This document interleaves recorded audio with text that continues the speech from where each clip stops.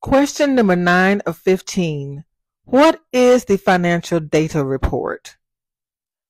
What is the financial data report is a question you should answer before starting a 501c3 nonprofit organization.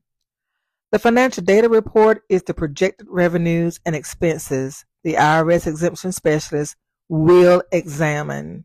It is a separate document that you must include with the Form 1023 application for recognition of exemption.